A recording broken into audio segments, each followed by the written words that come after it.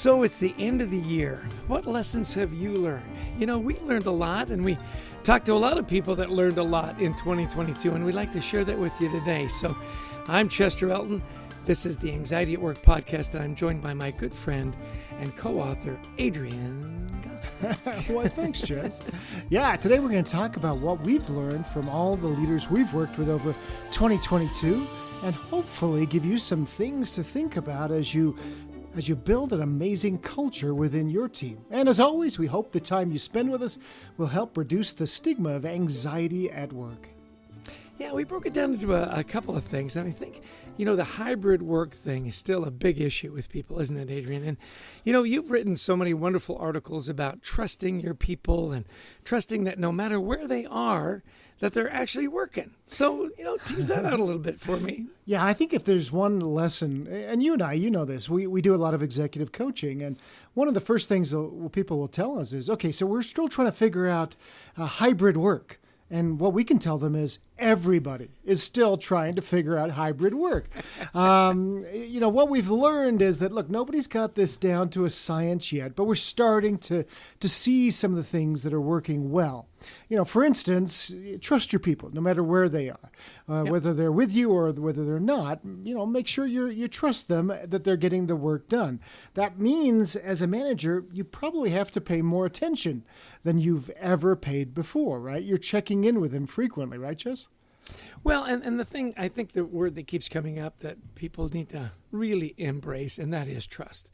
I mean, you've hired these people, they're on your team, hopefully you're cheering for them. Do you trust them? And again, you don't have to equate necessarily hours work to productivity. There's a lot of productivity that's happening in early morning and late night.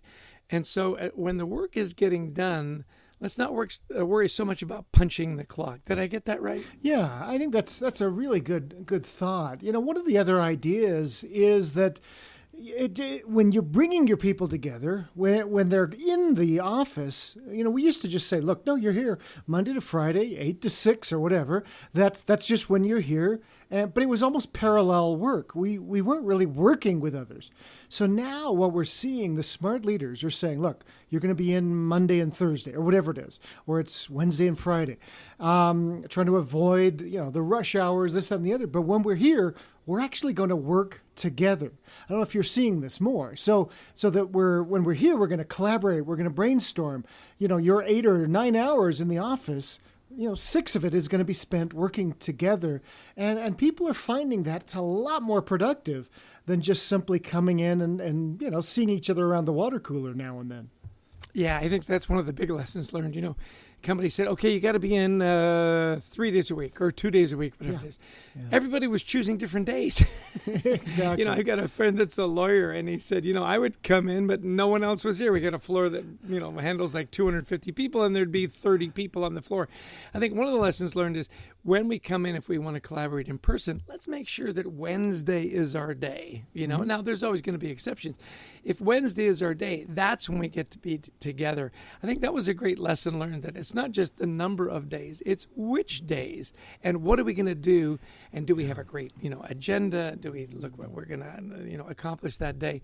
And again, I think we're social animals. I think we do have a need to get together, maybe not 5 days a week or depending on your job, 6 days a week.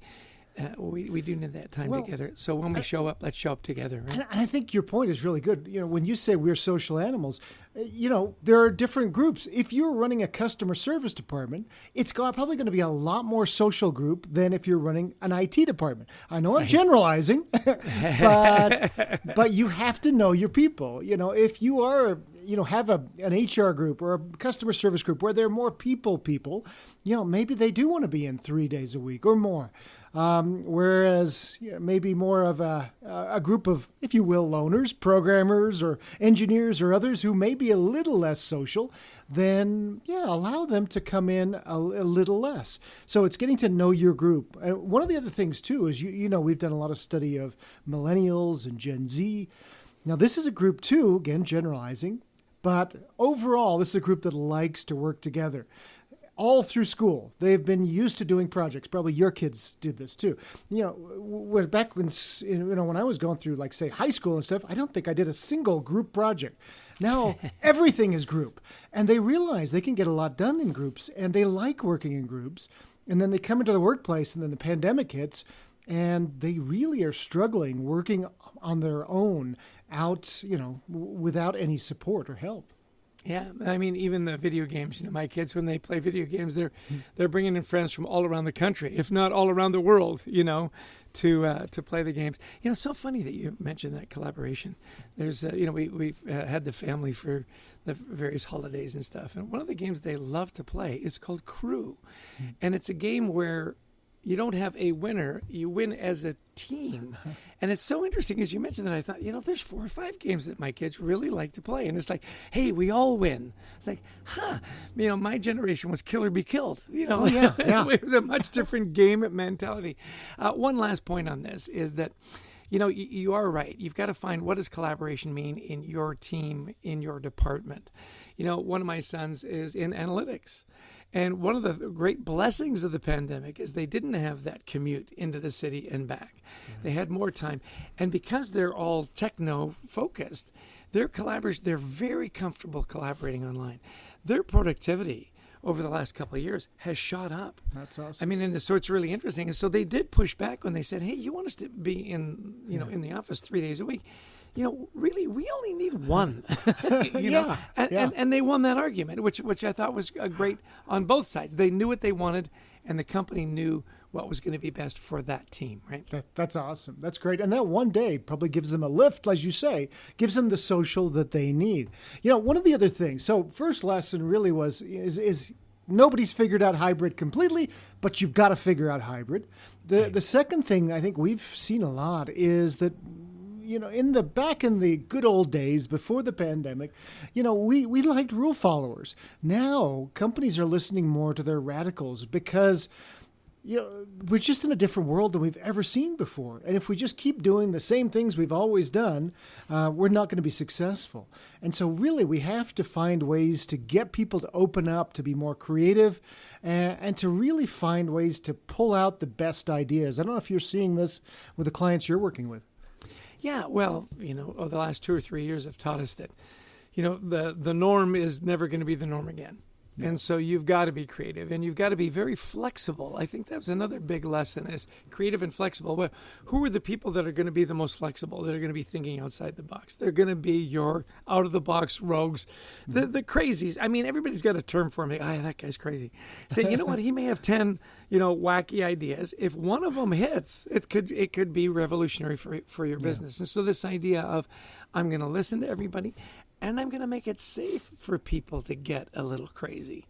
Yeah. We've seen this with many of our clients where they said, look, we've got to figure out a different way to do things. It's just not resonating anymore.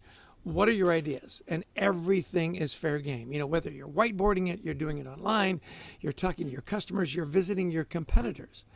What's out there? Let's continue to evolve. Absolutely. I've seen it everywhere. Now, with that said, here's what we see. Now, you and I have seen this so many times. In fact, we were part of this. We were once with a bigger organization, and we were the outliers. We were doing really creative stuff. And what do organizations want to do? They want to pull you back in, right? And they just can't help themselves. We've had leaders of some of the, like Fortune 10 companies tell us, look, we love innovation. And then we kill innovation because we can't help ourselves. So what kind of advice would you give for that? Because whether we have this, it's not invented here syndrome, we want to make it part of the corporate malaise, and then it all gets vanilla. What advice do you have to not quash innovation? Well, I think you just have to be honest about that. Our experience is not uncommon, right? Say, we love all this innovation. Look at that stuff. Now we're going to grab you and we stuff you back in that box. It's kind of like everybody's got to wear 3-piece suits again. You go, okay, I can. I think what happens is you've got to watch who stays and who leaves. Mm-hmm. When you start to quash innovation, people do leave. And they'll say, look, I just don't fit here anymore. When we were having fun and we were innovating, it was great, and I had a place and I had a voice. Then when you pull it all back and say, okay, now we're all wearing the same uniform and so on. You're going to lose people, and once you start losing those people, I think that's a heads up. I think it's always nice to have your black box people. Have that little laboratory where you're allowed to go and experiment.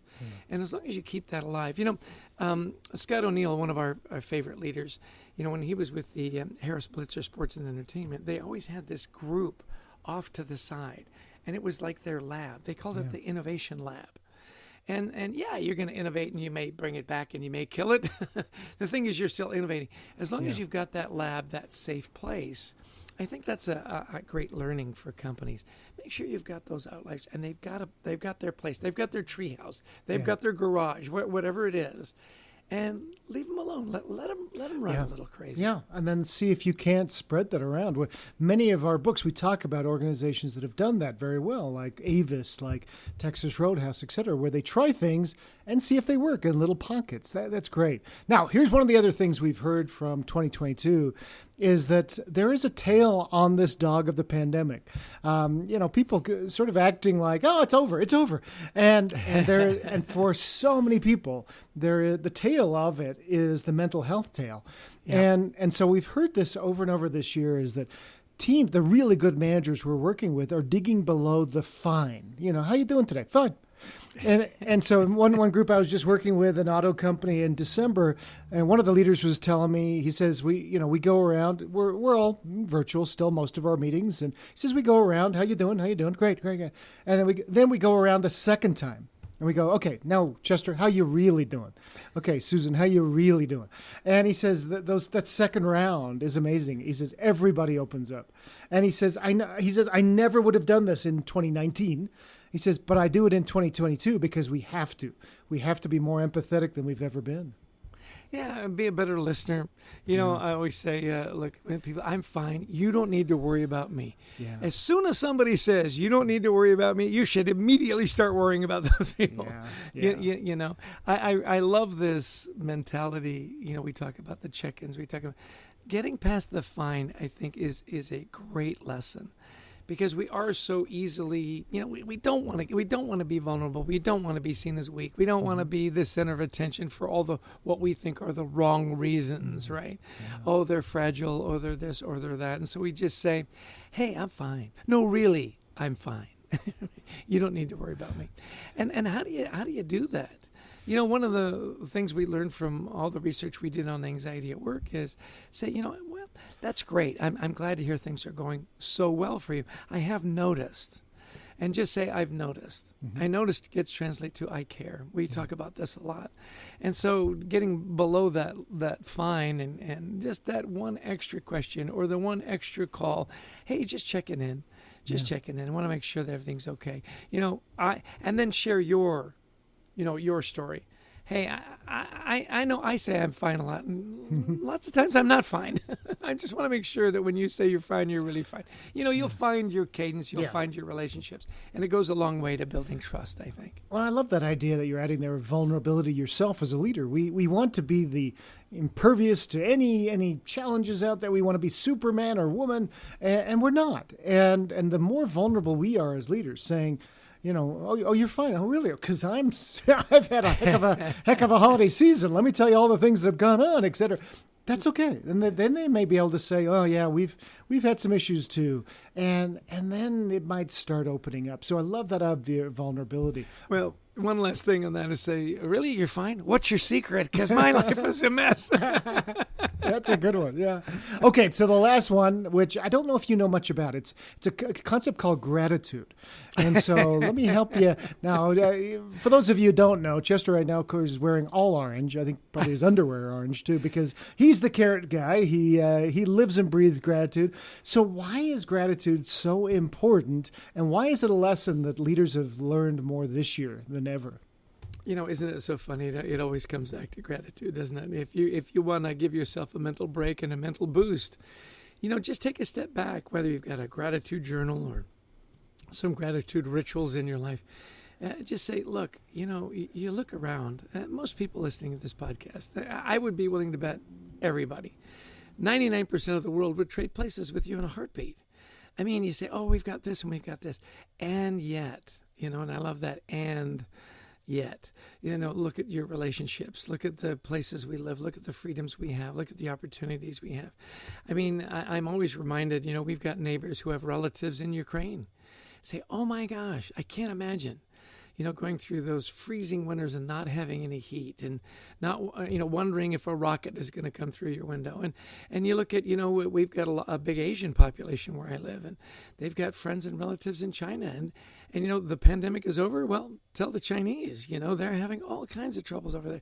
So, and I don't want to position this in that, there's always somebody worse than you. That's not the message. The message is, take a step back and say, look at all the things I'm grateful for. Look at all the people that love me. Look at all the people that are cheering for me. Look at all the opportunities I have. And one other tip, don't compare yourself to your neighbors or to your friends on Facebook or Instagram. Just be very comfortable with where you are and where you're going. I think, starting the day with gratitude and ending the day with gratitude is just a wonderful way to start the day and a wonderful reset at the end of the day to just calm your nerves. That's our 8th strategy in anxiety at work. Exactly. Make a gratitude list, right? Exactly. And I think the leaders that we've worked with this year, one of the things we find as we go in and we start working with leaders is that this is something that they have forgotten because they become so busy. And they're always successful leaders we're working with. Maybe it's a mid-level leader who wants to get to the C-suite, or it's a CEO who wants to leave an amazing legacy or make a difference. And oftentimes, this is the low-hanging fruit that they have forgotten. And so the leaders that I think you both of us have worked with over this last year realize, they have more influence over the engagement, happiness, and creative output of their employees than they may have realized. And expressing gratitude for the incremental progress is key. Who do we do better work for? Somebody who ignores us or somebody who recognizes our accomplishments? Well, obviously the latter. And so, one last point on this too, on gratitude. I think the expression, a great expression of gratitude, is service. So often we get caught up in our woe is me. Get out and serve. Volunteer somewhere. Toys for tots or jackets for the homeless. Passing out food at a food kitchen. I think that is an expression of gratitude, is when you serve, whether it's family members or your community. Get out and do something for someone else. It'll make you feel great. They'll get a huge boost out of it. And it does remind you of how many blessings and the gratitude that you have in your own life. Wonderful. Well, thanks everybody for joining us today. Whatever you've gone through in 2022, I got a Christmas card or a holiday card recently that just summed up the year perfectly. It just read, well, that was weird, and it is. It seems like every year. It was right. Every year is a little weirder than the last one, but we all got it through together, and hopefully, as you end this year, think about, okay, what leadership lessons did I take away? Because sometimes we're all thinking, I'm going to set my goals for next year, and that's great. But before you do that, think about what you learned from last year. And, we learned from last year that we have an amazing producer in Brent Klein who puts all this mess together for us, to Christy Lawrence who helps produce and find just great, amazing guests for us. And we are thankful and grateful to all of you who listened in. Yeah, we don't have a show without you. And if you've enjoyed the podcast, please download it, share it with friends and family. We are appreciative of our community. And follow us online on LinkedIn. We publish a wonderful gratitude journal. We've got wonderful articles. Adrian is writing constantly for Forbes magazine as well. And if you're looking for a great speaker for a conference coming up, whether it's virtual or live, we love to talk about culture, leadership, mental health in the workplace, and of course, gratitude. What did I miss, Adrian? Well, nothing. That's great. I wonder if we just need a 20-minute podcast, though, and I see we're at 19 minutes right now, so let's just have a minute of silence. Okay. No, I'm just kidding. Buy the book. Oh, wait a minute. Buy the book. That's what we right. always forget. That's right. Let's buy the book. Yeah, Anxiety at Work. It'll help you with your mental health and your team's mental health. So everybody, thank you so much. Happy holidays and a happy 2023 to all of you.